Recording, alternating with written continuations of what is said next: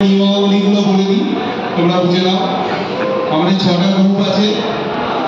Group A, group B, group C, group D, group E আর group F. 6টা group. প্রথম রাউন্ডে আমি একটি কোশ্চেন করব, গ্রুপ এ কে করলাম। তোমরা যদি পারো তাহলে ফুল মার্কস 10 পাবে, যদি ভুল বলো তাহলে কোশ্চেনটা পাস হয়ে যাবে গ্রুপ বি এর কাছে। গ্রুপ বি যদি সঠিক অ্যান্সার দেয় তাহলে তোমরা পাবে 5।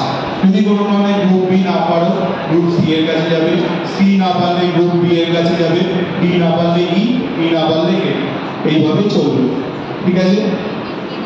কতগুলো চান্স পাবে তোমরা? দুটো চান্স পাবে। দুটো চান্সের মধ্যে সঠিক উত্তর দিতে হবে। নিজেদের মধ্যে আলোচনা সাপেক্ষে উত্তর দেবে, কারা ওরা করবে। বুঝে গেল নিয়ম? এই রাউন্ডে কোনো পাউলস নেই, শুধুমাত্র তোমার ফুল মার্কস 10 আর বোনাস মার্কস 5। ঠিক আছে? আমরা প্রথম রাউন্ডে প্রবেশ করছি। প্রথম রাউন্ডে গ্রুপ এ প্রশ্নগুলো ভালো করে শুনবে, সবাই শুনবে ভালো করে। তোমরা মারাঠা সাম্রাজ্যের প্রতিষ্ঠাতা শিবাজির নাম শুনেছেন। আমার প্রশ্ন, শিবাজির পুরো নাম কি? শিবাজির পুরো নাম কি? গ্রুপ এ প্রশ্ন। ছত্রপতি শিবাজি না, ছত্রপতি তার উপাধি, আলোচনা করে বলো। ছত্রপতি শিবাজি মহারাজ না, ছত্রপতি শিবাজি, ছত্রপতি উপাধি, মহারাজও তার উপাধি। ঔরঙ্গজেব তাকে মহারাজ বা রাজা বলেছিলেন। আমি জানতে চাইছি শিবাজির পুরো নাম কি? Group B. Group C, group B. চেষ্টা করতে পারবো।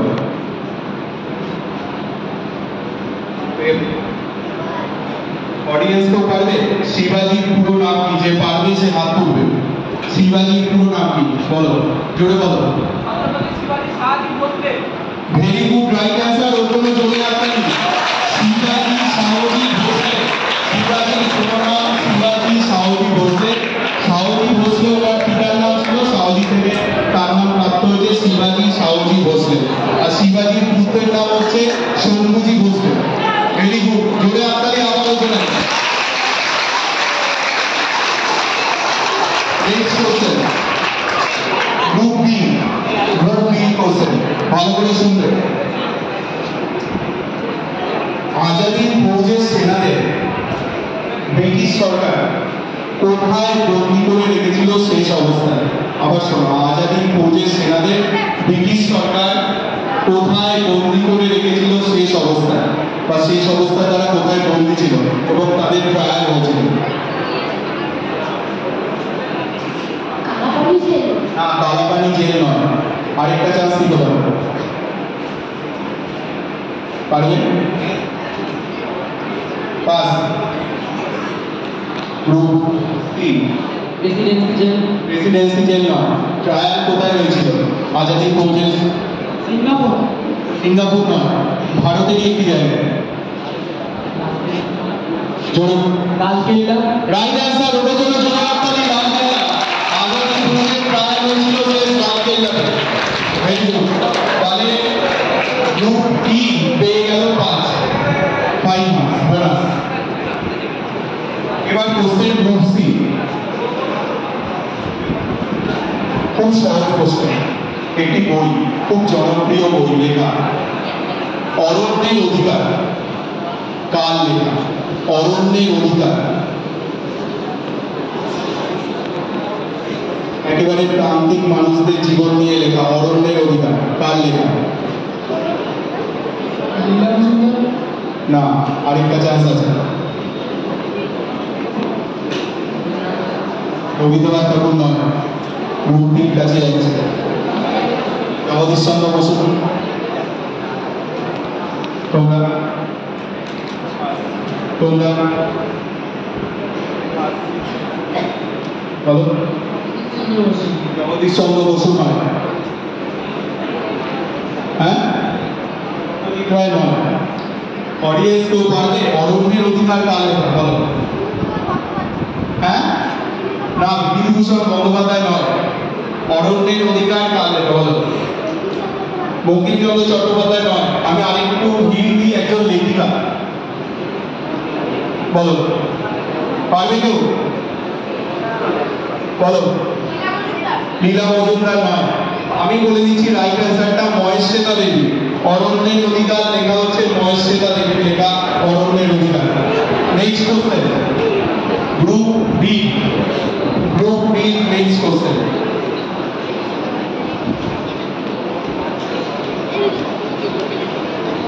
দিল্লিতে একটা স্থাপত্য আছে, স্থাপত্যটার নাম হচ্ছে কুতুব মিনার, তাই না?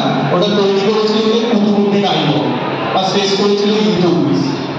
এই কুতুব মিনারের ন্যায় কুতুব মিনারের পাশেই আরেকটি মিনার করতে একজন সুলতান উদ্যোগী হয়েছিল। কুতুব মিনারের মতো আরেকটি মিনার করতে একজন সুলতান উদ্যোগী হয়েছিল, কিন্তু তার মৃত্যু হয়ে যাওয়াতে মিনারটি আর সম্পূর্ণ হয়নি।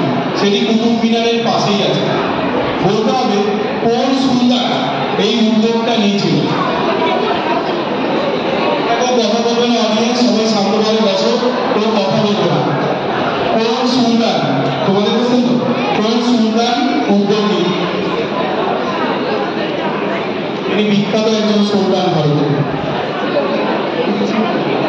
না, টিপু সুলতান না, আরেকটি চান্স আছে।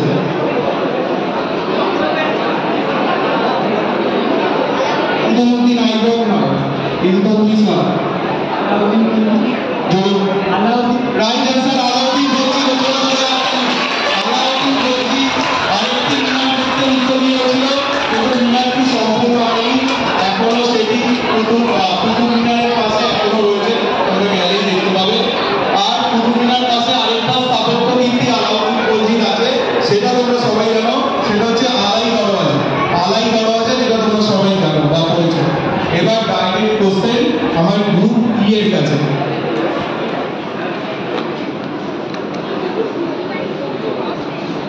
টুইঙ্কেল টুইঙ্কেল লিটল স্টার ছোটবেলায় পড়েছে।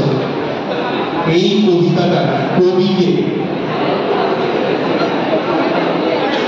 এই কবিতাটার কবিকে শেক্সপিয়ার নয়, আরেকটা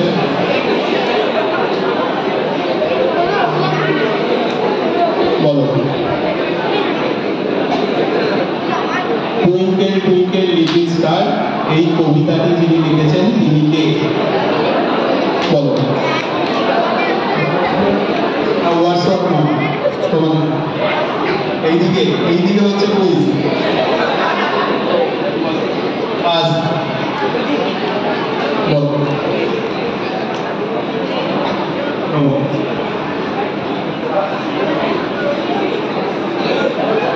বলো অডিয়েন্স, কেউ পারবে? টুইঙ্কেল টুইঙ্কেল লিটল স্টার বলো। না, রবীন্দ্রনাথ ঠাকুর নয়। আমি বলে দিই অ্যান্সারটা, অ্যান্সার হচ্ছে Jane Taylor. Jane Taylor, Jane Taylor এই কবিতাটি সৃষ্টি করেছেন, এটা তোমরা সবাই পড়েছো। Next question, group F. Group F এর একটা রাস্তার নাম বলি, রাস্তা, ঠিক আছে? সেই রাস্তাটার নাম হচ্ছে কেপ অফ গুড হোপ। এই রাস্তা দিয়ে একজন ভারতে আসার পথ আবিষ্কার করেছিল। কেপ অফ গুড হোপ, এটি একটি রাস্তা। রাস্তা মানে সবসময় ভাববে না যে সড়ক রাস্তা বা সড়ক পথ, রাস্তা অনেক ধরনেরই হয়, তাই না? এই কেপ অফ গুড হোপ এই পথ দিয়ে একজন ভারতে আসার জলপথ আবিষ্কার করেছিল। তিনি প্রথম পৃথিবীতে। তিনি কে? ক্রিস্টোফার কলম্বাস নয়, আরেকটা সোয়াংজাং নয়।